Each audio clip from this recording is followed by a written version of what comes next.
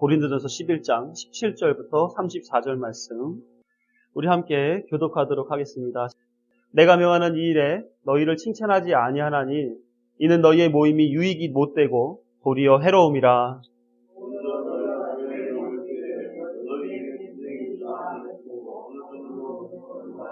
너희 중에 파당이 있어야 너희 중에 옳다 인정함을 받은 자들이 나타나게 되리라. 그런즉 너희가 함께 모여서 주의 만찬을 먹을 수 없으니 이는 먹을 때에 각각 자기의 만찬을 먼저 갖다 먹으므로 어떤 사람은 시장하고 어떤 사람은 취함이라.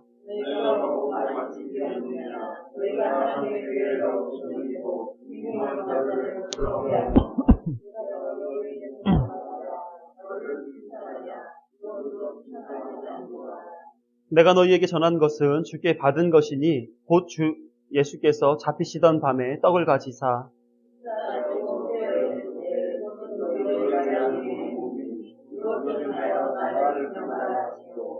식후에 또한 그와 같이 잔을 가지시고 이르시되 이 잔은 내 피로 세운 새 언약이니 이것을 행하여 마실 때마다 나를 기념하라 하셨으니 너희가 이 떡을 먹으며 이 잔을 마실 때마다 주의 죽음으로 사오러 내가 너희를 전하노라. 그러므로 누구든지 주의 떡이나 잔을 합당하지 않게 먹고 마시는 자는 주의 몸과 피에 대하여 죄를 짓는 것이니라.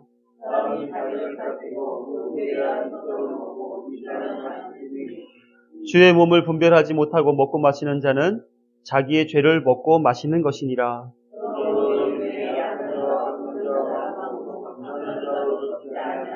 우리가 우리를 살폈으면 판단을 받지 아니하려니와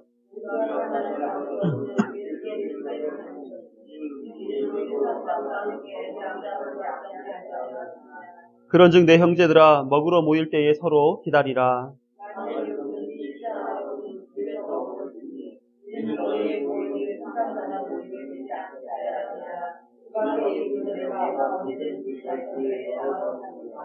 아멘. 지난달 성찬을 하면서 성찬은 예수님이 정하신 의식이요 예수님과의 연합을 이루고 새 언약의 약속을 받으며 예수님의 죽음과 부활로 완성시키신 구원을 기념하는 성례다 이렇게 말씀을 드렸습니다. 그래서 성찬은 하나님께 부름받은 성도로서 축제이며 성찬에는 즐겁고 감사한 마음으로 참여해야 한다 이렇게 말씀을 나눴죠.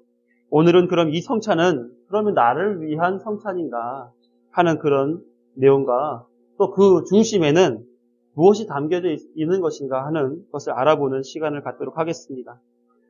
예전에 핸드폰 문제로 통신사에 전화를 했어요. 전화를 딱 했더니 사랑합니다 고객님 뭘 도와드릴까요? 이러는 거예요. 그 말이 사랑스럽고 애교스럽잖아요. 그렇죠? 사용 문제에 대한 얘기를 쭉 했어요. 그랬더니 그 말 끝마다 아 그러셨어요 고객님 너무 불편하셨겠어요 이렇게 얘기하는 거예요.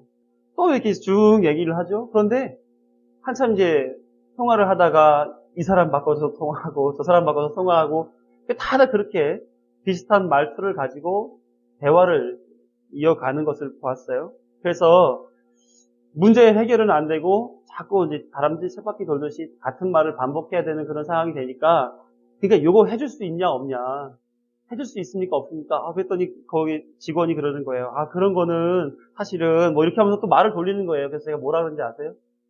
사랑하신다면서요. 불편한 거 아시겠다면서요. 근데 왜 안 고쳐주세요? 왜 안 바꿔주세요? 사랑이 이 정도밖에 안 돼요? 그럼 사랑 안 하는 거잖아요. 제 아내한테 그 얘기 했더니 당신 대단하다고 그런다고 거기다 사랑한다고 그런 말 했다고 하면서 그렇게 말을 할 수가 있냐고 하면서 그쪽도 되게 당황을 했던 걸로 기억해요.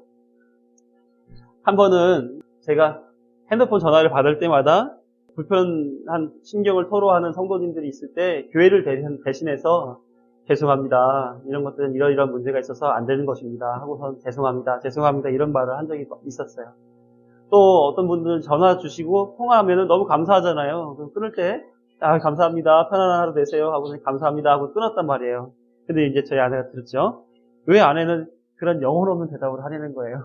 그러니까 말하자면 죄송한데 그냥 별로 사실은 죄송한 것 없이 교회를 대신하니까 그냥 이렇게 표현하는 식으로 죄송하다 이렇게 말하는 거 아니냐.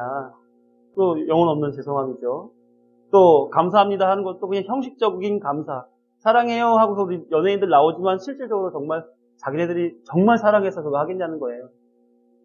그러니까 영혼 없는 친절, 영혼 없는 서비스, 영혼 없는 칭찬, 영혼 없는 용서.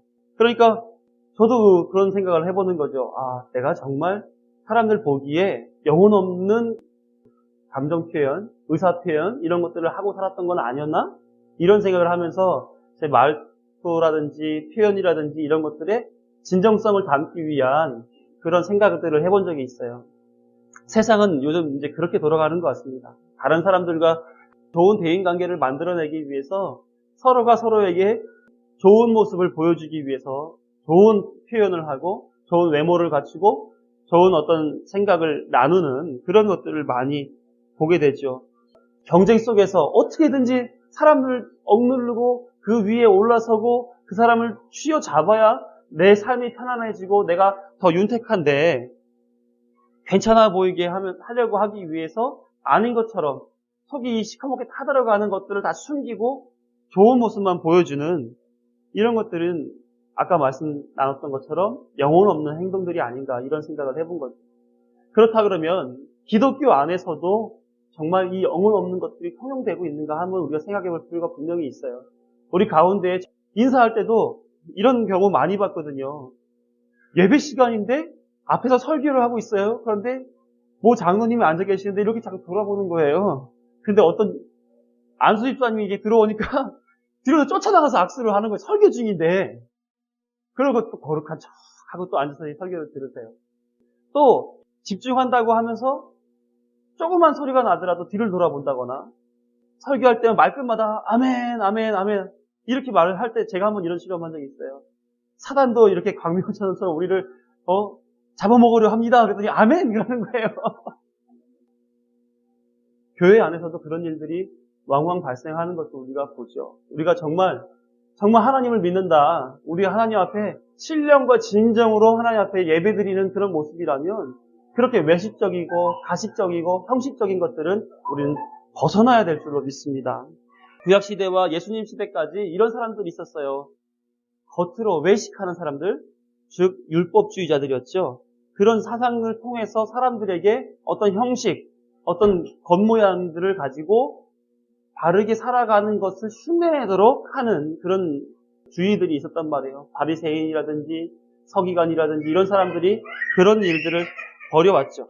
지금의 사회 현상이라고 말하면 포멀리즘이라고 하는 사상이에요. 형성주의, 형식주의, 어떤 틀에 맞추어 살아가서 그 틀에 맞으면 사람들이 봤을 때 이 사람들이 잘하는 것처럼 보인다 하는 것으로 육사생도같이 똑같은 복장들을 쭉 가지고 있으면 저 사람들은 다 군생활 잘하는 사람 같이 우리가 보잖아요. 그런 것과 같은 형상들을 만들어내는 것이 포멀리즘입니다. 많은 유대인들은 율법을 지키는 것이 구원받는 일이라고 생각했어요. 내 내면은 그렇지가 않은데 외면으로 사람들에게 보여줬을 때 지켜라 하는 613가지의 율법들을 잘 지키고 살면 이건 구원받는 일이다 이렇게 생각을 했단 말이에요. 그렇게 가르쳐 왔으니까.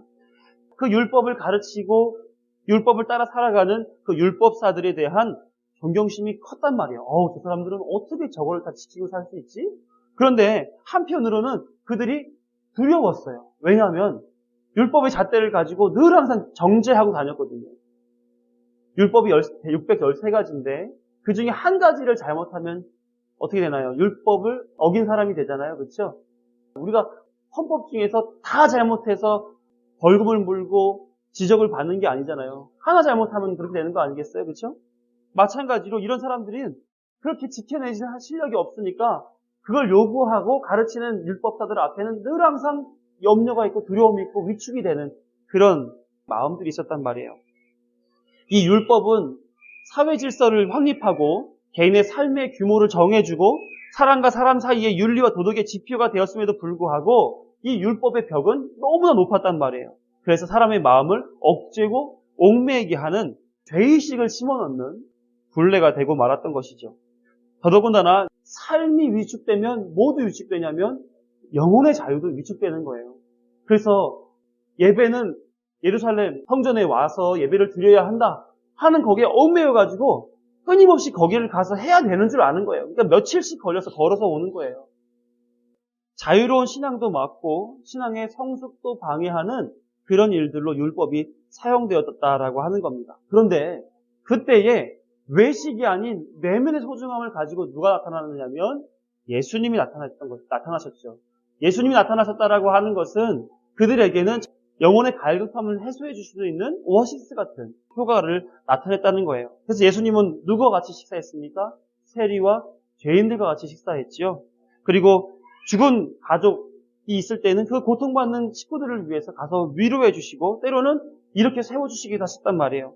또 배고픈 이들에게 음식을 제공해 주셨고 귀신 들린 자들에게 귀신을 내쫓아주는 그런 일들도 했단 말이에요. 사람들은 예수님의 이 이적과 기사를 통해서 또 그가 공급해 주시는 음식과 또 교제를 통해서 그리고 더 나아가서 율법의 완성을 통해서 삶의 위로와 영혼의 해가를 맛보고 있었던 겁니다. 이 율법주의, 형식주의가 예수님을 통해서 지금 깨어지고 있는 거예요. 다 율법을 완성한 거니까 그 안에 있는 거야 라고 율법을 겉으로만 외식하는 형식으로만 완성시켜주는 것이 아니라 그 속에 담겨져 있는 완전한 율법을 확립시켜주시는 일을 예수님이 하고 계셨다라고 하는 거예요. 그래서 예수님이 계시는 곳마다 사람들이 모이게 되었죠. 예수님의 말씀을 듣는 일이 생기게 되었다는 겁니다. 그래서 예수님이 명하시는 일들에 대해서 기억하고 그 일에 동참하는 사람들이 생기게 되었다는 것이에요. 예수님은 억눌려 있는 심령의 회복과 평안을 주시고 구원받을 백성에게 대한 자신의 진심을 나눠주셨다는 거예요. 그래서 그들의 삶에 유익해 되고 구원과 하나님의 나라를 일관성 있게 가지고 소유하고 살 수 있도록 해주는 그런 일들로 예수님은 만들어 갔던 것이죠. 그 예수님의 그 진심, 내가 너를 사랑해, 내가 너의 삶에 어떤 풍요로움을 주기를 원해, 너의 가족의 고통들을 헤아리기를 원해, 또 사람들의 공격과 외면과 또 궁핍 속에서 자유를 누리기를 원해. 이렇게 예수님은 가르치시고 보여주시고 함께 해주시면서 그 사람들 마음에 하나님의 나라는 이렇게 자유로운 곳이구나. 하나님의 나라는 이렇게 사랑하는 거구나 하는 것을 경험하게 되었단 말이에요. 일관성 있는 예수님의 오심과 예수님의 부활 승천까지 그리고 남겨주신 모든 예수님이 해주신 그 진리의 말씀들이 일관성에 그것을 나타내어주고 있다는 것이죠. 형식으로 내면에 갈급함이 있던 사람들이 예수님을 통해서 깨달음을 갖게 되는 것이죠. 이와 같은 예수님의 행보는 사람의 삶의 본질을 완성시켜주는 그런 사역이었습니다. 그래서 겉으로 화려한 형식과 외견을 가진 것이 아니라 삶을 좌우할 수 있는 만큼의 깊은 관계의 회복을 도모하는 내면의 본질을 다루는 그런 사역이었던 거예요. 출애굽을 한 이스라엘 백성들은 광야의 삶 속에서 이 불편한 현실을 보면서 늘 불평불만을 일삼았습니다. 노예로 있었던 그 애굽을 동경하면서 왜 우리를 이곳으로 이끌어내 이 고생을 시키는가, 줄여 죽겠구나, 광야에서 죽겠구나 하는 그런 일들을 계속해서 토로하면서 하나님을 원망했단 말이에요. 그 심경에 무엇이 있었습니까? 하나님과의 관계가 없었던 것이 있다는 말이에요. 관계에 없음이 있었다는 얘기예요. 출애굽기 16장 2, 3절을 보게 되면 이스라엘 자손 온 회중이 그 광야에서 모세와 아론을 원망하여 이스라엘 자손이 그들에게 이르되 우리가 애굽 땅에서 고기가마 곁에 앉아 있었을 때와 떡을 배불리 먹던 때에 여호와의 손에 죽었더라면 좋았을 것을 너희가 이 광야로 우리를 인도해내어 이 온 회중이 줄여 죽게 하는도다. 하나님은 이들의 모습이 너무너무 안타까운 거예요. 이들의 이러한 모습들이 과연 하나님과 관계 맺은 사람들, 하나님이 정말 주가 되시는 그런 성도들의 모습인가? 하나님은 너무나 안타깝죠. 그래서 하나님은 이들과의 관계 회복의 손을 내밀게 됩니다. 4절을 보시면 그때 여호와께서 모세에게 이르시되 보라 내가 너희를 위하여 하늘에서 양식을 비같이 내리리니 백성이 나가서 일용할 것을 날마다 거둘 것이야. 이같이 하여 그들이 내 율법을 준행하나 안 하나 내가 시험하리라. 이랬던 하나님께서 끊임없이 그들에게 일관성 있게 같은 모습으로 나타내어 주시며 공급해 주신단 말이에요. 35절 사람이 사는 땅에 이르기까지 이스라엘 자손이 40년 동안 만나를 먹었으니 곧 가나안 땅 접경에 이르기까지 그들이 만나를 먹었더라. 하나님께서 끊임없이 공급해 주셨다는 얘기예요. 뭐 하시기 위해서? 내가 너의 하나님이 되고 관계의 회복을 확립시켜 주시기 위해서 끊임없이 그들에게 신뢰를 주셨단 말이에요. 하나님은 이들의 삶의 주인이 누구인지를 인식시키시며 관계 회복을 위한 하나님의 일을 하셨는데, 그래서 음식이 부족할 때 만나와 메추라기를 공급해 주시고, 물이 필요할 때 생수를 공급해 주시고, 밤에는 불기둥으로 낮에는 구름기둥으로 끝없이 하나님이 스스로가 내가 너의 하나님이야 라는 것을 세워주시기 위해서 공급해 주시고 있단 말이에요. 그 사람은 끊임없이 실패하죠. 끊임없이 이것도 힘들어요, 저것도 힘들어요. 하나님이 내 하나님 아닌 것 같아요. 나를 왜 여기 이 고생 가운데 이끌어 주셨죠? 라고 실패하고 불평하나 하나님은 늘 항상 공급해 주시고 성공하신단 말이에요. 그들을 바르게 이끌어 주시고 생명 가운데로 이끌어 주시고, 하나님이 아니면 자신들의 생명을 이을 수 없음을 인식시키는 거룩한 하나님의 행보들을 그들에게 공급해 주셨단 말이에요. 그리고 인도하심의 원인, 방금 말씀드렸던 것처럼 너희는 나의 백성이 되겠고 나는 너희 하나님이 되리라 라고 하는 그 언약 관계, 우리 지난번에 언약 배웠는데 언약 관계를 확립시켜 주시는 하나님의 노력들이 계속해서 공급되어졌단 말이에요. 그 언약 관계 속에서 확실시켜줘야 될 것들에 대해 하나님은 강조하고 계신 것이 신명기 6장 1절부터 9절이에요. 이는 곧 너희 하나님 여호와께서 너희에게 가르치라고 명하신 명령과 규례와 법도라. 너희가 건너가서 차지할 땅에서 행할 것이니 곧 너와 내 아들과 내 손자들이 평생에 내 하나님 여호와를 경외하며 내가 너희에게 명한 그 모든 규례와 명령을 지키게 하기 위한 것이며 또 내 나를 장구하게 하기 위한 것이라. 이스라엘아 듣고 삼가 그것을 행하라. 그리하면 내가 복을 받고 내 조상들의 하나님 여호와께서 내게 허락하신 것 같이 젖과 꿀이 흐르는 땅에서 내가 크게 번성하리라. 이렇게 말씀하시면서 율법을 지키는 것, 내 명령과 규례를 반드시 행해야 할 것, 그것이 너희의 복이 된다라고 얘기하고 계세요. 그것이 어떤 내용이냐? 이런 내용이에요. 4절부터 보시면 이스라엘 아들아, 우리 하나님 여호와는 오직 유일한 여호와시니 너는 마음을 다하고 뜻을 다하고 힘을 다하여 내 하나님 여호와를 사랑하라. 이 말씀이 곧 이 모든 그 율례와 법도와 계명 그 안에 담겨져 있는 핵심적인 쉐마예요. 그러니까 이것을 가지고 나중에도 이제 율법사가 또 얘기해요. 예수님과 대화 중에서. 그래서 이것을 어떻게 하라고 말씀하시냐면 6절부터 오늘 내가 내게 명하는 이 말씀을 너는 마음에 새기고 내 자녀에게 부지런히 가르치며 집에 앉았을 때든지 길을 갈 때든지 누워있을 때든지 일어날 때든지 이 말씀을 강론할 것이며 너는 또 그것을 내 손목에 매어 기호를 삼으며 내 미간에 붙여 표를 삼고 또 내 집 문설주와 바깥문에 기록할지라. 하나님의 복을 누리게 하시기 위한 방법으로서 이렇게 율례와 법도를 공급해 줬으니 그것을 너희들 마음속에 품으라. 그 내용은 이러하다. 이것을 너뿐만 아니라 너희 자손들까지 계속해서 가르쳐 지키게 하라. 이렇게 하나님께서는 하나님의 말씀을 계속 주시고 계셨단 말이에요. 말씀을 얼마큼 중요시 여겨야 되는지에 대해서 강조하고 계셨단 말이죠. 하나님의 백성들이 하나님의 말씀을 따라 살게 하시기 위한 하나님의 수고라고 하는 것을 우리가 볼 수가 있죠. 그렇게 하시면서 하나님의 말씀대로 살고 있었는가 살지 않고 있었는가에 대한 판단하시기 위한 것이었다라고 하는 것을 신명기 8장에서 나타내 주세요.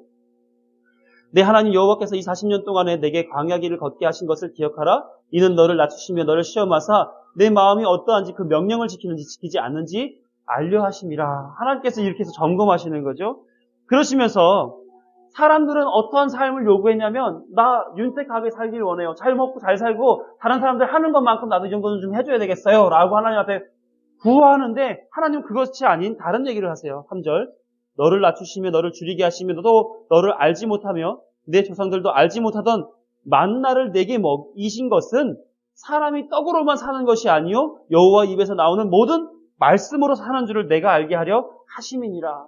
하나님은 말씀을 중심으로 살아가는 것이 사람이 살 진정한 삶의 방식이지 너희들의 입술을 즐겁게 하기 위해 공급한 그 만나 때문에 사는 게 아니야. 너희들 삶을 살면서 너희들이 잘 먹고 잘 사는 것에 따라서 잘 사네 못 사네를 얘기하는 세속적인 방식이 아니라 하나님의 방식, 거룩한 방식, 말씀을 통해서 살아가는 것이 하나님을 믿는 사람들의 바른 삶의 양식이다라는 것을 하나님은 강조하시는 그런 말씀인 거예요. 떡으로 사는 존재가 사람이 아니라 하나님의 입에서 나오는 말씀으로 사는 존재가 바로 사람이다라고 하는 것을 알려주시고 계시는 그런 내용입니다. 뿐만 아니라 이 말씀으로 살게 되면 하나님 방식으로 살아가는데 자신의 소욕을, 육신적 소욕을 이겨내잖아요. 방금 그 말씀이잖아요. 뿐만 아니라 우리를 넘어뜨리려고 벽에로 다가서는 사단을 이기는 방식으로 오로지 하나님의 입으로 나오는 말씀으로만 가능하다라는 것을 예수님이 보여주신단 말이에요. 마태복음 4장 4절이 그렇게 사단의 시험을 받은 예수님이 이렇게 말씀하시죠.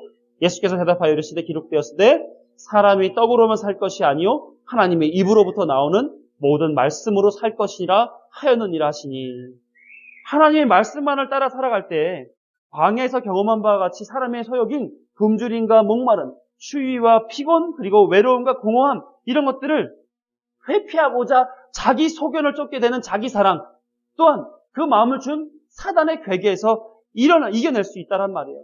하나님 말씀 외에는 이것을 이길 수가 없는 것이죠. 인간된 한계를 넘어서고 내 힘이 아닌 하나님 힘으로 살게 되는 것, 또 하나님의 복을 고스란히 공급받게 되는 방법, 하나님의 말씀을 따라 살아가는 방식이라는 말이에요.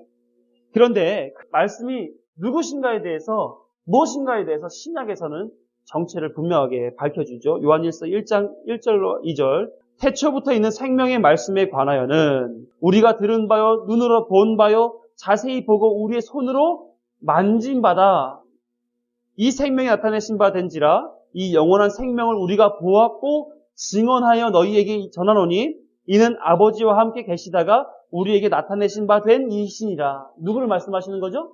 예수 그리스도. 실제로 말씀이신 분이 우리 앞에 나타나셔서 우리에게 보여주셨고 우리의 손으로 만질 수 있었던 그분, 바로 예수 그리스도가 말씀이다라고 하는 거예요. 그 말씀이신 예수님 통하여서만 하나님의 백성은 살 수 있다, 이렇게 얘기하고 계신 것이죠. 예수님께서도 출애굽 백성들을 예로서 자신이 누구인지를 소개하는 대목이 요한복음 6장 31, 34절부터 쭉 해서 나타나게 됩니다. 31절, 기록된 바 하늘에서 그들에게 떡을 주어 먹게 하였다 함과 같이 우리 조상들은 광야에서 만나를 먹었나이다. 예수께서 이르시되 내가 진실로 진실로 너희에게 이르노니 모세가 너희에게 하늘로부터 떡을 준 것이 아니라 내 아버지께서 너희에게 하늘로부터 참 떡을 주신 것이다. 하나님의 떡은 하늘에서 내려 세상에 생명을 주신 것이니라. 그들이 이르되 주여 그럼 이 떡을 항상 우리에게 주세요. 그죠? 48절 보면 그러니까 예수님이 내가 곧 생명의 떡이니라. 51절을 보시면 나는 하늘에서 내려온 살아있는 떡이니 사람이 이 떡을 먹으면 영생하리라. 내가 줄 떡은 곧 세상의 생명을 위한 내 살이니라 하시니라. 이렇게 말씀하시면서 만나로 이스라엘 백성들 광야에서 먹었지만 그들이 먹었던 것은 나를 예표하기 위해서 공급되어 주신 하나님의 하나님 되심, 하나님의 언약 지키심, 그것을 드러내는 일이지 내가 진정한 너희를 살리는 생명의 떡이다, 이렇게 얘기하고 있는 거죠. 그러니까 우리는 예수님을 먹는 거예요. 그것이 뭡니까? 56절을 보시면 이렇게 표현되어 있어요. 내 살을 먹고 내 피를 마시는 자는 내 안에 거하고 나도 그의 안에 거하나니, 이렇게 하면서 예수님의 피와 살을 먹는 것이 예수님과 연합되는 것이요, 예수님으로부터 지배당하는 것이요, 예수님으로부터 말미암아 영원한 생명을 얻는 그런 방식이다라는 것을 예수님께서 증명하고 말씀하고 계신 거예요. 그래서 57절, 살아계신 아버지께서 나를 보내심에 내가 아버지로 말미암아 사는 것 같이 나를 먹는 그 사람도 나로 말미암아 살리라. 우리가 신앙생활 하는 이유가 뭡니까? 하나님과 더불어 영원히 살기 위한 거 아니겠어요? 그렇죠? 그렇다 그러면 당연히 예수님의 말씀을 듣고 예수님의 피와 살을 먹는 그런 행위들이 우리 안에 있어야 된다라고 하는 것이죠. 예수님이 곧 생명의 떡이 되셔서 내 살을 먹고 내 피를 마시는 자가 영생 얻을 것이다, 이렇게 자신을 소개하시며 바로 성찬의 중대함을 설명해 주시고 계신 거예요. 특히 56절, 예수님의 살과 피를 먹고 마시는 자가 예수님과 연합을 얻게 된다는 말씀, 그 말씀을 우리는 바라보면서 이 성찬이 살아있는 말씀이로구나.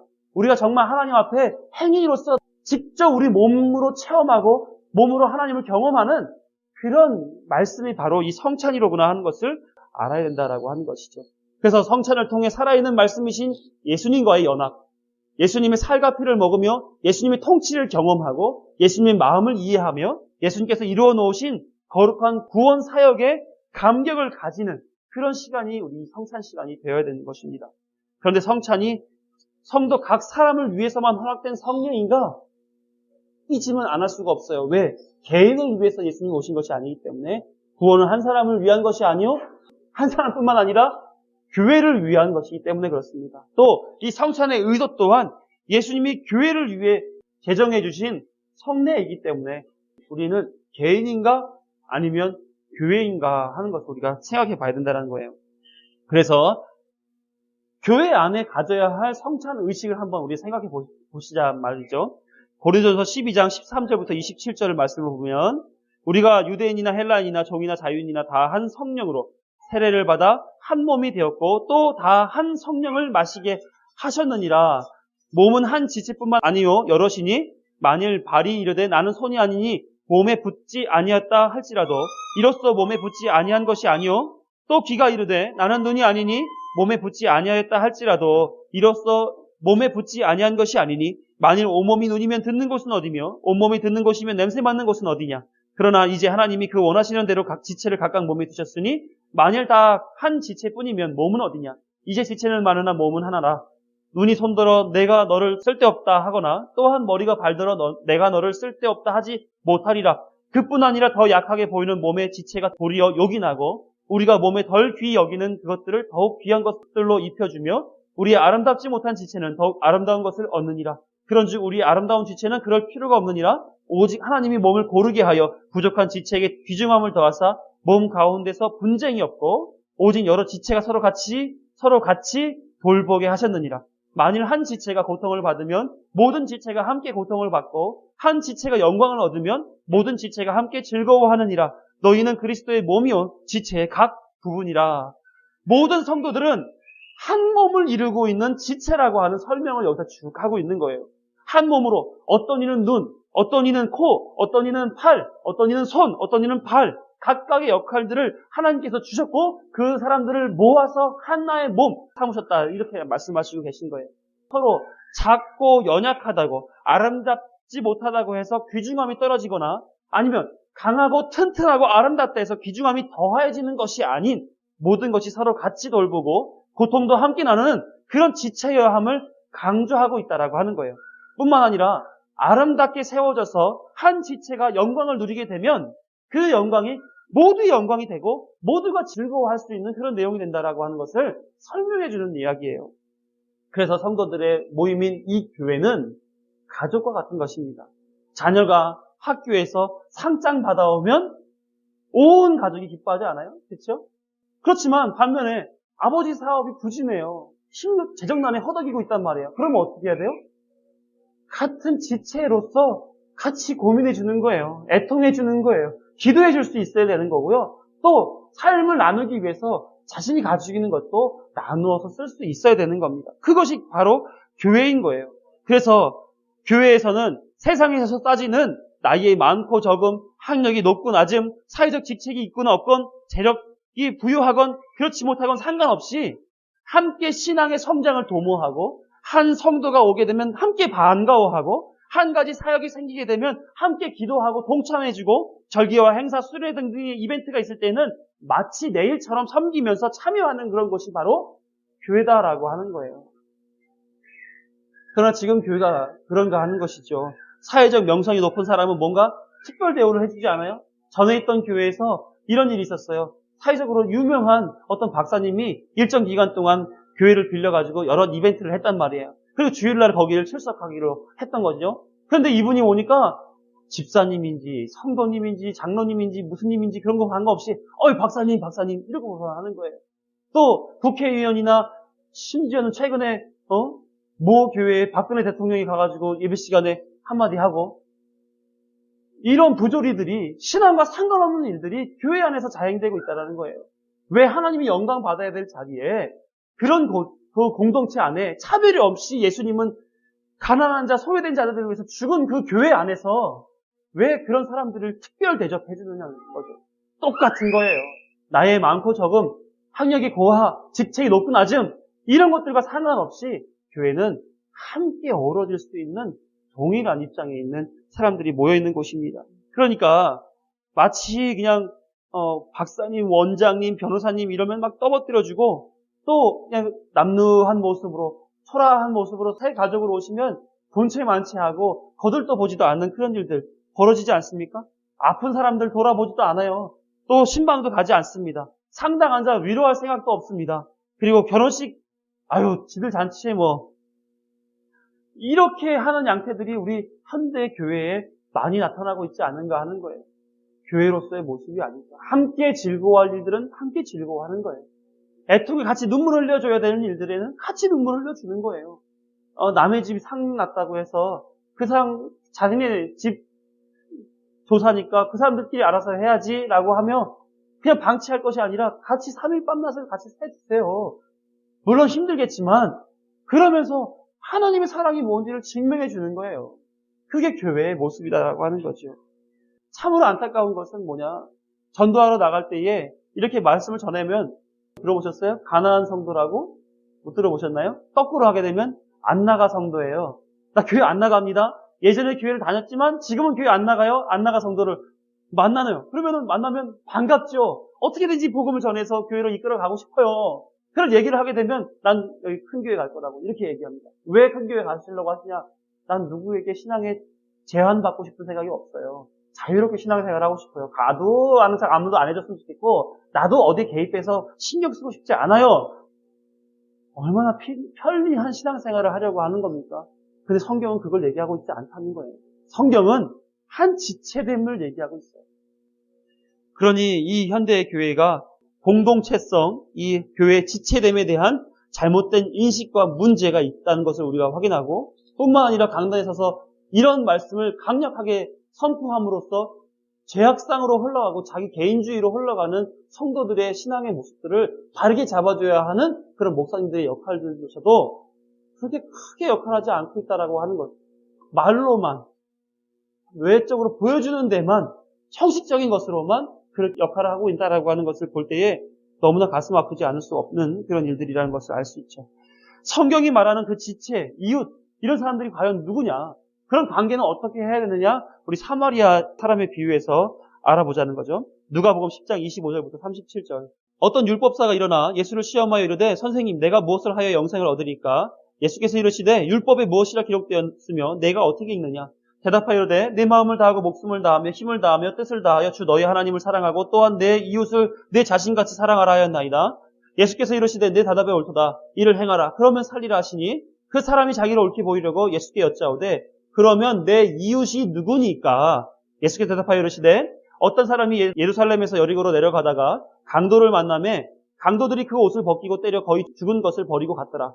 마침 한 제사장이 그 길로 내려가다가 그를 보고 피하여 지나가고 또 이와 같이 한 레위인도 그곳에 이르러 그를 보고 피하여 지나가되 어떤 사마리아 사람은 여행하는 중 거기 이르러 그를 보고 불쌍히 여겨 가까이 가서 기름과 포도주를 그 상처에 붓고 싸매고 자기 짐승에 태워 주막으로 데리고 가서 돌보아 주니라. 그 이튿날 그가 주막 주인에게 데나리온 둘을 내어주며 이르되 이 사람을 돌보아 주라. 비용이 더 들면 내가 돌아올 때에 갚으리라 하였으니 내 생각에는 이 세 사람 중에 누가 강도 만난 자의 이웃이 되겠느냐? 이르되 자비를 베푼 자니이다. 예수께서 이르시되 가서 너도 이와 같이 하라 하시니라. 아멘. 다 아는 내용이니까 제가 빨리 읽어드렸어요. 율법사가 예수님을 시험하여 묻습니다. 무엇을 해야 영생을 얻습니까? 그랬더니 예수님이 반문하셨죠. 뭐라고 율법에 기록되었느냐? 그랬더니 율법사가 신명기 6장 5절 말씀, 아까 말씀드렸던 그 쉐마라고 하는 것으로 답변하면서 얘기합니다. 내 마음을 다하며 목숨을 다하며 힘을 다하며 뜻을 다하며 주 너희 하나님을 사랑하고 또한 내 이웃을 내 자신같이 사랑하라 했습니다. 그랬더니 예수님 말씀하시죠. 그렇게 행하라. 그러면 살리라. 율법사가 할 때 예수님이 내가 말한 것, 그 유명하다는 예수님이 내 말에 동의해주고 그래 하면 그러면 그렇게 한번 살아봐. 그러니까 당당해진 거예요. 고무된 거죠. 그래 내가 이렇게 살아가는 것이 생각하는 것이 맞구나. 그럼 한술 더 뜨게 되는 거죠. 자기를 옳게 보이기 위해서. 그러면은 예수님 말씀하시는 그 이웃이 바로 누굽니까? 내가 그 이웃을 딱 찾아가지고 예수님 말씀하시는 그 사랑을 내가 제대로 한번 사랑해 주려니까 저한테 그 이웃이 누구인지 분명하게 얘기해 주십시오. 이렇게 얘기한 거죠.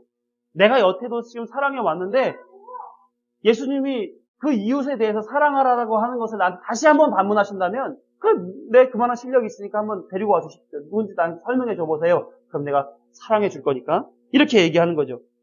그랬더니 예수님이 말씀하시는 것이 마치 사람의 행위로서 영생을 얻을 수 있는 것처럼 들린 거예요. 그렇게 행하라 라고 말하니까 그러면 내가 행함으로써 영생을 얻을 수 있구나. 이런 것들을 이제 율법사는 생각한 거죠.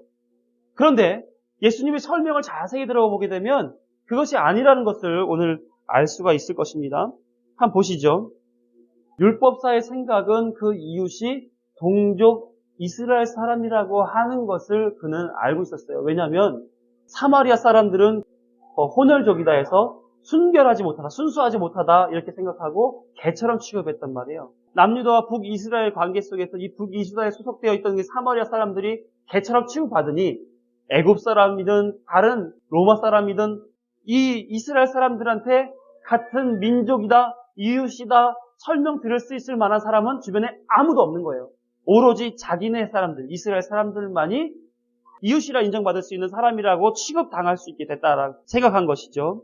그런데 예수님은 이런 예화를 들려주는 거예요. 네가 생각하는 건 아니야. 한번 들어봐. 이렇게 말씀하시면서 강도 만난 자의 이웃이 누구인가를 설명해 주고 계세요. 예루살렘에 있다가 이들이 지금 어디로 이동하는 것이었습니까? 여리고로 이동하는 중에 강도 만난 자를 만나게 돼요. 예루살렘이라고 하는 것은 성전이 있는 도시잖아요. 그렇죠? 여리고는 어디냐면 이 레위 지파 사람들이 많이 살고 있는 지역이 여리고예요. 거기에 한 12,000명의 제사장들과 레위인들이 거주하고 있다라고 그래요. 이 절기 때에 행사를 마치고 예루살렘으로부터 이 여리고로 이동하는 그 길목에 강도 만난 자가 있는 거예요. 다시 생각해 보시면 이 레위 지파 사람들은 다른 지파 사람들의 11조 드리는 그 어떤 예물을 통해서 생활을 했단 말이에요. 그러다 보니까 뭐가 있느냐면 늘 항상 이들에게는 고정적인 수입이 있어서 삶이 위축되거나 아니면 삶이 어려운 그런 생활이 아니었단 말이에요. 그러니까 이동할 때에는 예루살렘에 가서 예배를 드리기, 제사를 드리러 가기 때문에 뭔가를 가지고 가고 제사를 드렸기 때문에 거기서 뭔가를 얻어가지고 온단 말이에요. 그러니까 이 사람들에게는 뭐가 있냐면 부가 있었던 거죠. 가난한 사람들이 그 길목에 서서 그 사람들을 노리고 강도짓을 했단 말이에요. 특히 어떤 강도짓을 했냐면 이런 식인 거예요. 여인이나 아이가 누구에게 당해서 길목에서 피를 흘리고 누워있는 척 하는 거예요. 그러면은 사람들이 가서 어이구 다치셨냐고 빨리 어디 치료할 수 있는 그런 장소로 가야 되겠다고 도우려고 간단 말이에요. 그러면은 그 순간에 이 강도들이 뛰어나오는 거예요. 그래가지고 위협하고 그들이 가지고 있는 금품을 갈취해내는 거죠. 이렇게 강도짓을 거기서 많이 했단 말이에요. 여기 나와 있는 이 제사장이나 레위인도 그런 일들을 많이 경험한 거예요. 내려가다 보니까 또 여기 근처에 강도가 있는 건 아니야? 그러고선 지나가게 되는 거예요. 뿐만 아니라 율법에 피를 묻힌 것은 부정한 이다라고 얘기하니까 이 사람들은 굳이 율법이 어긋난 일들 아니 율법을 때문에 저촉받는 일들 내가 부정해지게 되면 나중에 여리고로 돌아가서 내가 뭔가 부정한 것을 처리할 수 있는 일들을 해야 되기 때문에 불필요한 일인 거예요.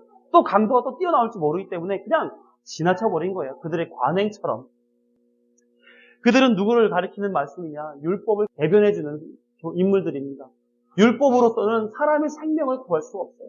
사람이 몸져 누웠구나, 다쳤구나 판단할 수는 있어요. 그렇지만 그 사람을 향해서 사람의 손길을 내미는 그런 역할은 율법이 할 수는 없다라고 하는 것이죠. 강도에 대해서 그들의 모습을 보며 제사장이나 레위처럼 율법 중심의 사람들, 어떤 형식에 매여 있는 사람들, 포멀리즘에 빠져 있는 사람들은 사랑할 수 없구나. 그 겉으로 사람을 상대하는 사람은 사랑할 수 없구나 하는 것을 우리가 깨닫게 되죠. 자, 두 번째로 보게 되면 강도 만난 자는 강도로부터 옷을 빼앗겼다고 말했죠. 지난주 설교 기억하세요? 에덴 동산에서 입고 있었던 아담과 하와의 옷은 뭡니까? 머가나무 잎이었단 말이에요. 그렇죠? 그런데 하나님이 에덴 동산을 내쫓으면서 가죽옷을 입혀 내보냈단 말이에요. 그 가죽옷의 의미는 무엇이냐? 후견이니 후견 대상자에게 내가 너를 보호해 줄게, 내가 너의 후견이니야 라고 하는 징표로 옷을 줬다고요. 가죽옷을. 그런데 지금 이 강도 만난 자는 무엇을 뺏겼어요? 옷을 뺏겼어요. 누구도 보호해 줄 수 있는 존재가 아닌 거예요. 현재 지금 아무것도 없는 정말 본인 자체 그거밖에 없어서 누구의 도움이 절실하게 필요한 그런 상태를 얘기합니다. 또 이 상태가 지금 뭐하고 있어요? 죽었다 그러고 있어요. 이 사람은 죽었단 말입니다. 죽었다는 얘기는 뭡니까? 에덴 동산에서 하나님께서 선악을 알게 해주는 나무의 과실을 먹으면 어떻게 된다 그래요? 정령 죽으리라 이렇게 말씀하셨던 것처럼 이 죽음은 정말 하나님과의 관계의 단절을 현재 지금 경험하고 있는 자라고 말하는 거예요. 누구의 보호도 받을 수 없고 누구의 어떤 책임도 받을 수 없는 그런 현 상태뿐만 아니라 하나님께서도 그와의 단절된 상태를 갖게 만들어 주신 그런 상태. 아무에게도 누구에게서라도 도움이 필요했던 그런 상태인 것이죠. 그러니까 잘 생각해 보세요. 이거 현재 누구를 암시하고 있는 말씀이겠어요? 우리를 얘기하는 거예요. 그럼 강도는 누구겠습니까? 사단을 얘기하는 거죠. 사단은 우리와 하나님과의 관계를 깨죠. 하나님의 보호를 받는 우리의 어떤 신분들을 다 갈기갈게 벗겨버리고 찢겨버리는 그런 상태를 말해주는 거 아닙니까? 그러니까 현재 지금 이 강도 만난 자는 사단으로 말미암아 완전 죄에 노출되어 있고 하나님과의 단절되어 있는 그런 상태를 얘기하는 거예요. 지금 우리를 말하는 거죠. 그 앞에 누가 지나가요? 사마리아인이 지나가는 겁니다. 그 길은 사마리아인은 다닐 수 없는 길이에요. 왜? 유대인들이 다니는 길이니까. 개 취급당했단 말이에요. 언제 그들을 그냥 강도처럼 죽여도 아무도 돌아보지 않는 그런 사람들이었단 말이에요. 사마리아인이. 거기를 다니면 굉장히 심리적으로 위험한 그런 곳이었죠. 그래서 아무도 사마리아 사람들은 다니지 않는 그 길, 피하고 외면했던 그 길이었는데 이 사마리아인은 거기를 여행하고 있었단 말이에요. 의도적으로 거기를 지나가고 있었다는 얘기예요. 자신이 이스라엘 사람을 만나게 되면 죽을 수도 있는 길임에도 불구하고 강도 만난 자를 의도하지 않았을지 모르지만 그 길을 여행 삼아서 의도하여서 지나가고 강도 만난 자를 만나서 그를 불쌍히 여기고 사실은 누가 누구를 불쌍히 여기는 관계예요? 사마리아 사람은 개 취급받을 만한 존재요. 이 이스라엘 사람들 나는 순수한 혈통으로 하나님 앞에 바르게 세워진 자이기 때문에 나는 다른 사람들을 긍휼히 여길 수 있는 사람이다라고 하는 것으로 알고 있는 그런 사람들이기 때문에 이 관계의 지금 방식이 완전히 바뀐 거예요. 한 번 더 생각해 보게 되면 강도 만난 자가 만약에 옷이 벗겨지지 않았고 거반 죽은 상태가 아니라고 했었을 때에 사마리아 사람으로부터 도움 받겠습니까? 도움 안 받아요. 그렇죠? 왜? 이 더러운 짐승 같은 것이 나를 건드려? 거부하는 거죠. 그런데 그 상태가 어떤 상태였냐면 헬라어로 헤미다네스라고 하는 그런 상태예요. 다시 말하면 완전 기진한 상태.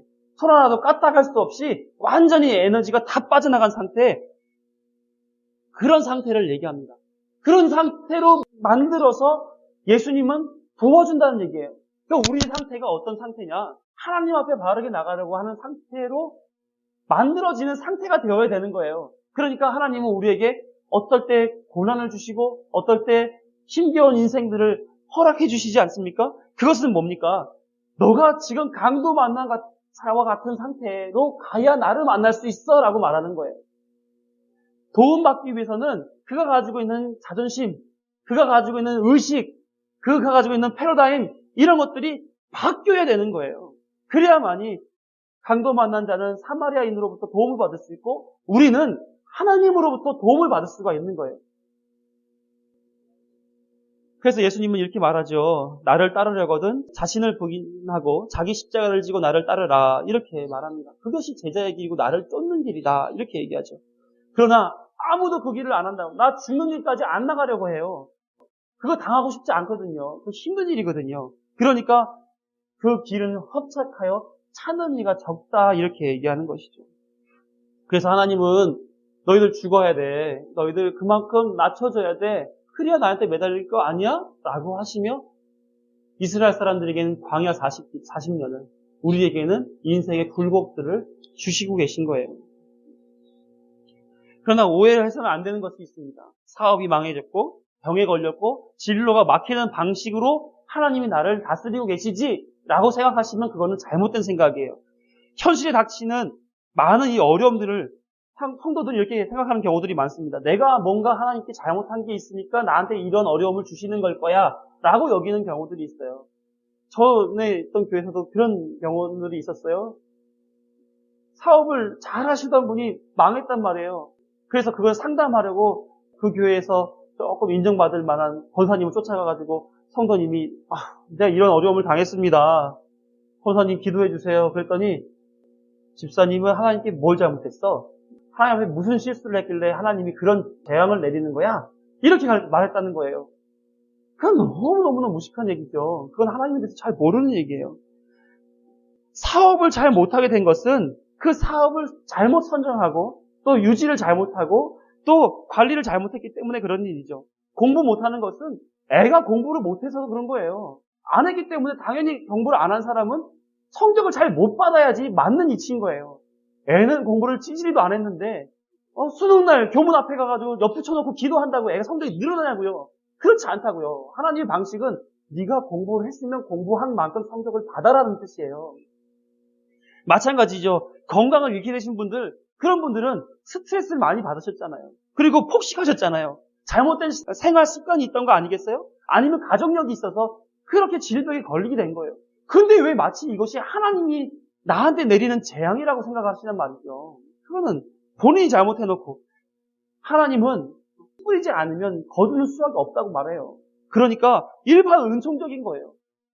하나님 믿지 않는 사람에게 취해지는 하나님 방식이나 믿는 사람들에게 취해지는 방식이나 동일한 것들이 있잖아요. 이건 일반 은총인 거예요. 동일한 삶의 방식을 가지고 사는 거예요. 하지만 이 사람들은 자기 영광을 위해 살고 믿는 사람들은 동일한 방식으로 살면서 하나님의 영광을 위해 산단 말이에요. 그것으로 하나님은 믿음 있다고 말씀하시고 하나님 나라를 허락하신단 말이에요. 이거 다른 건데 왜 이 사람들은 내가 공부를 안 해서 인과응보죠. 그래서 이렇게 결과를 얻을 수밖에 없어라고 얘기하는데 왜 믿는 사람들은 내가 하나님 앞에 뭔가 잘못해서 이런 고난을 닥치게 되는가 이렇게 얘기를 한단 말이에요. 그건 잘못된 것이죠. 하나님은 매달리라고 그런 일들을 벌어주시는 거예요. 그러면서 내버려 두세요. 마치 이런 거예요. 10가지 재앙 앞에 바로처럼 그냥 놔두니까 그가 어떻게 변해요? 심령이 강팍해서 내보내주지 않는단 말이에요. 그와 같은 거죠. 광야에서 먹을 것을 마실 것을 쫓아 하나님을 원망했던 이스라엘 백성들 그냥 한번 살아봐. 그랬더니 이들이 목말랐다고요. 배고팠다고요. 삶이 너무 힘들었단 말이에요. 그러니까 하나님 앞에 부르셨잖아요. 죄송합니다. 하나님 용서해 주세요. 사사의 시대 때도 마찬가지예요. 이들이 복에 겨우니까 하나님을 망각하는 거예요. 그리고 자기네 소욕대로 살아가요. 마치 왕이 없는 것처럼. 그러니까 하나님이 내버려 두세요. 그러니까 어떻게 해요? 자기의 본질, 죄된 심성, 진노의 자녀, 멸망 죽을 수밖에 없는 존재로서 그대로 그냥 흘러가는 거예요. 그러니까 죽어나는 거죠. 사업도 망하고 건강도 잃고 진로도 막히고 자기네 소욕대로 사니까 안 되는 거예요. 그러면 어떻게 해요? 사람들은 이제서야 정신 차리죠. 하나님 잘못했습니다. 용서해 주세요. 그러면 그때 매달릴 때 하나님은 데리고 일으켜 세워주신다고요. 하나님은 그 방식에 있는 겁니다.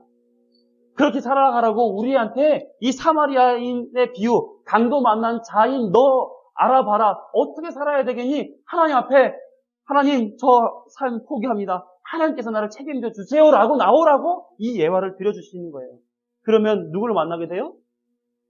강도 만난 자가 사마리아인을 만난 것처럼 죽을 수밖에 없는 우리가 살려주시는 예수님을 만나게 되는 거예요. 그럼 이웃은 누구입니까? 우리의 이웃은 누구인 거예요? 우리의 이웃은 누굽니까? 이 제일 중요해요. 우리의 이웃은 누구예요? 예수님. 예수님이 우리의 이웃인 거예요. 우리의 이웃. 그럼 옆에 있는 성도님들은 누구고 우리 주변에 있는 사람들은 누굽니까? 물론 이웃 맞죠? 그러나 관계성이 달라요. 우리의 삶을 해결해 주실 수 있는 이웃은 예수님. 우리는 그 사람들과 어떤 관계를 맺어야 되느냐? 그 예수님의 사랑을 공급받아서 서로 긍휼히 여기고 사랑하는 관계가 되어야 되는 거예요. 예수님은 그걸 행하라고 말하는 거예요. 너희들도 내가 없으면 다 죽을 인생들이야. 너희들끼리 서로 긍휼히 여기고 사랑해 주라니까? 그 예수님의 자비를 받아서 그 사랑을 완성하라고, 그 사랑의 흉내를 내보라고 사람들 보고 요구하는 거예요. 그렇게 살아봐라. 예수님은 생명의 공급자로서 오병이어 사건을 우리에게 보여주셨어요. 마태복음 14장 15, 20절을 보게 되면 오병이어 사건은 다 아시니까 제자들이 예수님 앞에 날이 저물었습니다. 사람들은 많은데 우리 어떡할까요? 배가 고픕니다. 그랬더니 예수님이 너희가 먹을 것을 줘라 이렇게 얘기하죠. 그랬더니 제자들이 얘기하기를 보리떡 5개와 물고기 2마리 뿐입니다. 그랬더니 그거 가져와 봐라. 그리고 무리들을 잔디 위에 앉혀놓고 보리떡 5개와 물고기 2마리를 하늘에 올리셔서 축사하시고 떼어서 그들에게 나눠줬더니 그들이 모든 사람들에게 다 나눠 먹이고 몇 광주가 남았어요? 12광주가 남았어요. 예수님이 사람들을 잔디에 앉히셨습니다. 뭐가 연상이 되나요? 목자가 연상이 되죠, 그렇죠? 사람들에게 쉴만한 물가, 안식처를 허락하시고 거기에 양식을 공급해 주신 예수님이 연상이 됩니다. 떼어 축사하시고 나눠주셨죠.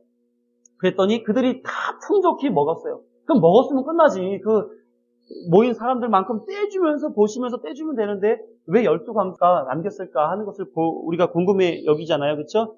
12는 5와 7의 합한 수입니다. 5는 은혜의 수예요. 그래서 그 은혜를 공급받는 통로가 뭐냐면 구약시대의 성막이에요. 성막에 대한 내용들을 자세히 보게 되게 되면 모두 5개, 모두 각도 5개, 모두 5개, 모두 5개 해가지고 하나님의 구속의 은혜를, 죄사함의 은총을 입게 하기 위해서 만들어진 그 성막의 구조물들이 다 5개로서 이렇게 형성되어 있다라고 하는 것을 우리가 볼 수가 있어요. 그러면 7은 무엇인가? 7은 삼위일체 하나님, 3, 동서남북 4 해서 삼위일체 하나님이 동서남북에 충만하게 완전하시고 완성하시는 그 얘기들을 말씀하시는 거예요. 그러다 보니까 이 은혜의 수 5과 완전수 7, 이것이 합해진 12광주가 남았다는 것은 은혜의 풍성함, 신적 충만함, 그것이 그곳에 임하였다라고 하는 것을 암시하는 그런 내용들입니다. 그러니까 그것을 공급해 주신 예수님, 오병이어 사건 속에서 예수님의 의도하신 건 뭡니까? 너희들의 필요, 너희들이 먹을 것 내가 공급해 줄게. 신적 충만함으로, 은혜 충만함으로 너희들 삶에 풍족히 내려줄 거야. 이렇게 말씀하시는 거고 보여주는 거죠. 마태복음 15장에 보게 되면 칠병이어의 기적이 또 있습니다. 거기에는 7강주리가 남았어요. 7강주리가 남았다라고 하는 것은 아까 말씀드렸던 것처럼 삼위일체 되신 하나님이 3과 동서남북 4가 합쳐져서 신적 충만함을 나타내는 그런 표현이죠. 이렇게 먹이시는 예수님이 최후의 만찬 자리 앞에서 제자들에게 축사하시며 성찬식을 나누시는 거예요. 누가복음 22장 17절부터 20절을 보게 되면 같이 읽습니다. 이거 같이 읽을게요. 시작. 이에 잔을 받으사 감사 기도하시고 이르시되 이것을 갖다가 너희끼리 나누라. 내가 너희에게 이르노니 내가 이제부터 하나님의 나라가 임할 때까지 포도나무에서 난 것을 다시 마시지 아니하리라 하시고 또 떡을 가져 감사 기도하시고 떼어 그들에게 주시며 이르시되 이것은 너희를 위하여 주는 내 몸이라 너희가 이를 행하여 나를 기념하라 하시고 저녁 먹은 후에 잔도 그와 같이 하여 이르되 이 잔은 내 피로 세우는 새 언약이니 곧 너희를 위하여 붓는 것이라. 오병이어 사건, 칠병이어 사건, 무리들을 앉혀놓고 떡 위에 뭐 하셨어요? 축사하셨죠. 하나님 앞에 간절히 감사 기도했다란 말이에요. 마찬가지로 지금 제자들에게 떡과 포도주를 나누는 형식 속에서 감사 기도하시고 그들에게 떼어 나누어 주시는 모습을 보여줍니다. 하나님은 이렇게 성찬의 양식을 통해서 우리에게 하나님의 신적 충만함, 은혜 충만함을 완벽하게 보여주고 계신 거예요. 그래서 성찬을 통해서 예수님의 공급자의 모습으로 우리에게 다가오고 계신 거죠. 특히 이 성찬은 어디에서 행해지는 겁니까? 가정에서 개인적으로? 그게 아니죠. 교회 안에서 벌어지는 교회의 표지예요. 교회됨을 나타내는 모습이 성례거든요. 교회 안에서 공동체를 향한 예수님이 공급하여 주신 이것을 우리가 성찬을 통해서 알 수 있는 거예요. 그러니 이 성찬을 나누는 이 순간엔 우리 모든 성도가 연합하여 하나됨을 누려야 된다라고 하는 것이죠. 지난주에는 성찬의 개별적인 얘기를 했다면, 개인적인 얘기를 했다면 지금은 공동체성에 대한 얘기를 하는 거예요. 같이 예수님과 함께 더불어 먹는 오병이어에 참가한 2만여 명의 이스라엘 백성들, 7명이어에 참여했던 만 수천 명의 하나님의 백성들, 이 자리에 모여서 성찬을 나누는 우리 예수님의 제자요 성도인 우리 모두들, 이런 것들을 통해서 예수님의 연합, 다른 지체들과의 연합, 이것을 나타내는 그런 일들을 보는 겁니다. 오늘 본문을 아직까지 안 했는데 고린도서 11장 17절부터 34절 아까 읽었으니까 이 내용을 살짝 설명하면서 지나가도록 합니다. 고린도 교회는 지적할 거리가 별로 많지 않은 교회였어요. 바울이 인정해주는 교회였던 거죠. 그런데 한 가지 이렇게 안타까워하는 것이 있었어요. 17절을 보면 내가 명하는 이 일에 너희를 칭찬하지 아니하나니 너희 모임이 유익이 못되고 도리어 해로움이다. 뭐가 잘못됐냐면 성찬, 만찬하기 위해 모여져 있는 것들이 유익하지 못하다라고 지적하고 있는 거예요.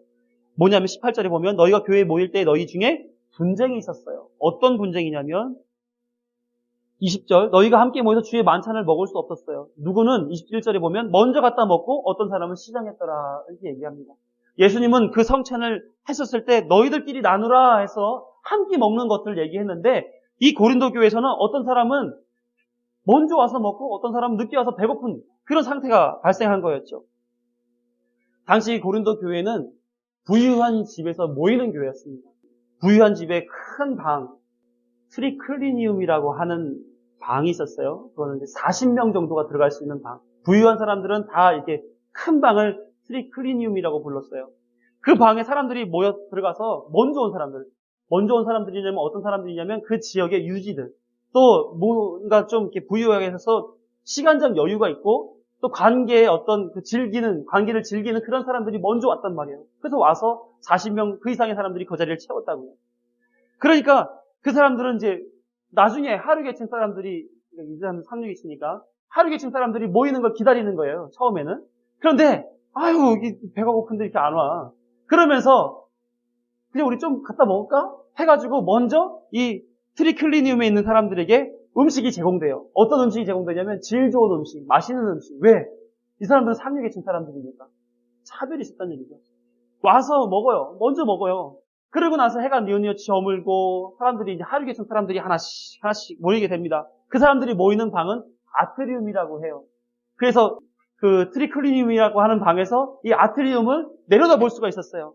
그러니까 사람들이 이제 오네. 그래서 음식도 갖다 먹으라고 해요. 위에서 이제 이렇게 얘기했겠죠? 그럼 밑에 있는 사람들이 먹어야 되는데 밑에 있는 사람들은 먹을 음식이 없는 거예요. 왜? 먼저 다 먹어버렸거든요. 그 먹은 사람들은 헌하게 취해 있는 거예요. 그리고 막 흥겨워가지고 재밌게 막 즐기고 있는 거예요. 그 안에서. 그렇지만 나중 온 사람들은 내 신분이 낮고 내가 이 시간까지 일하고 와서 그 자리에 참여하지 못한 것 때문에 부끄러워했단 말이에요. 창피했다고요. 그리고 자기는 배고파하고 부끄러워하고 더 점점 위축되고 교회는 반드시 그런 것이 아니다라고 성경에 또 예수님은 그렇게 가르치셨는데 이 고린도 교회는 그렇게 차별했단 말이에요. 그러니까 바울은 이렇게 얘기하는 겁니다. 성찬의 정신은 망각하고 먹기에 급급하고 자신만을 위해 성찬을 하는 자들에게 경고하고 있는 거예요. 예수님의 이웃사랑 정신은 망각하고 자신의 유익을 위해 신앙생활하고 성찬을 참여하면서 나는 신앙의 김내, 인내를 말하는 것은 29절 보시면 주의 몸을 분별하지 못하고 먹고 마시는 자, 그래서 자기의 죄를 먹고 마시는 것이다. 이렇게 경고하고 있고 33절에서 약한 자들을 위해서 기다려줘야 된다. 34절에서 너희들 그렇게 가진 자들이 정 배고프거든 집에서 먹고 와라. 그들도 함께 그 만찬, 성찬에 참여할 수 있게 이렇게 얘기하는 겁니다. 그렇지 않으면 정죄되리라. 이렇게 얘기하는 거예요. 성찬에 참여하는 것은 사회적 지위나 건강이나 물질의 부유함과 이런 것들을 가지고 판단되어서 성찬에 참여하고 만들어지면 안 된다라고 얘기하는 거예요.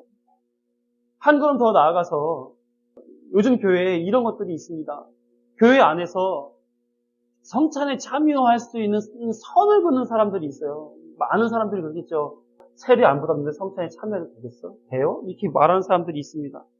사실은 성찬이라고 하는 것은 세례 받은 사람들이 하는 것이 맞아요. 교회 전통에 봤을 때는 맞습니다.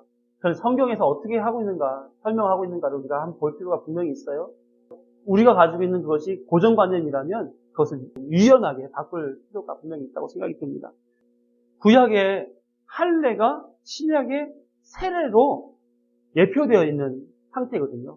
우리 성경은 구약시대 율법을 중심으로 설명되어 있기 때문에 신약시대에서 세례라는 표현으로 자세하게 설명되기보다는 로마서나 또 갈라디아서 이런 데서는 할례를 통해서 세례 받은 자와 받지 않은 자에 대한 설명들을 해내는 그런 일들이 이제 대부분이에요. 그러니까 우리가 보았을 때 이렇게 되어 있습니다. 갈라디아서 5장 6절을 보게 되면 그리스도 안에서는 할례나 무할례나 효력이 없으되 사랑으로서 역사하는 믿음뿐이니라.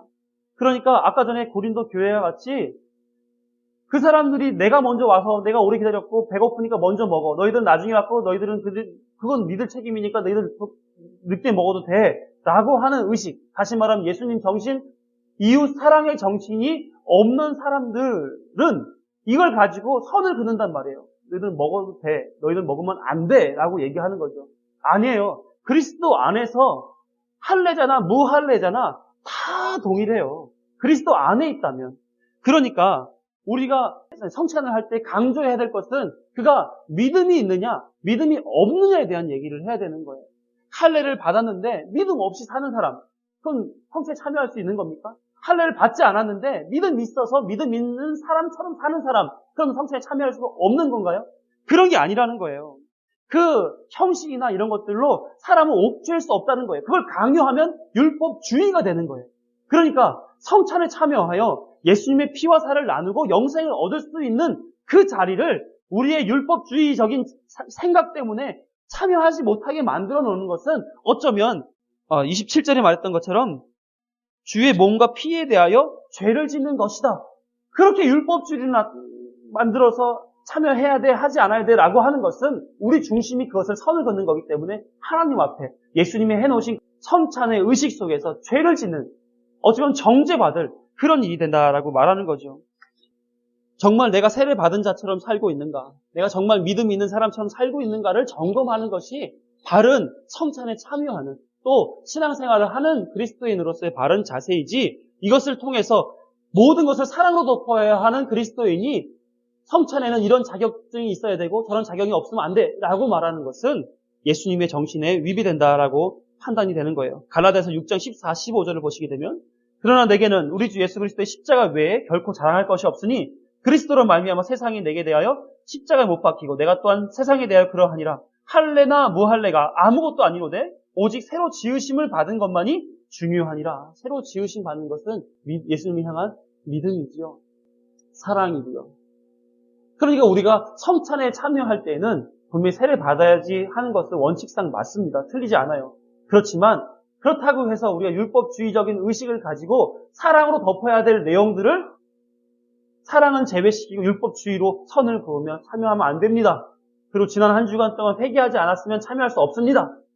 아니죠. 그 사람들이 더 이걸 하고 하나님 앞에 회개함으로 나가야 되는 거죠.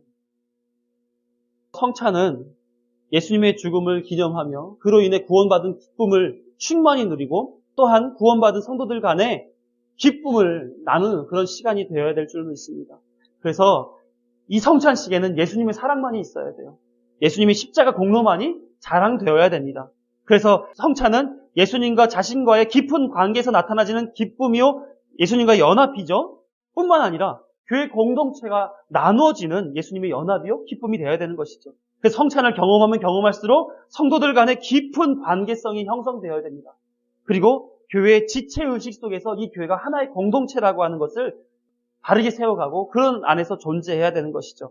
그래서 성찬은 나를 위해 누리는 시간이다, 내가 하나님 예수님을 만나고 예수님과 연합하는 시간이다 라고 생각하게 되면 너무너무 작게 생각하는 것이요, 이 성찬은 나뿐만 아니라 우리 교회 공동체, 또 믿음이 약하거나 아직 신앙의 초보적인 단계를 가지고 있는 그런 사람들도 함께 나눔으로 예수님을 경험해야 되는 산 말씀, 생명의 말씀으로 우리 안에 있어야 되는 것이죠. 그래서 예수님을 기뻐하며 모든 성도가 즐기는 그런 만찬이 되어야 될 줄 믿습니다.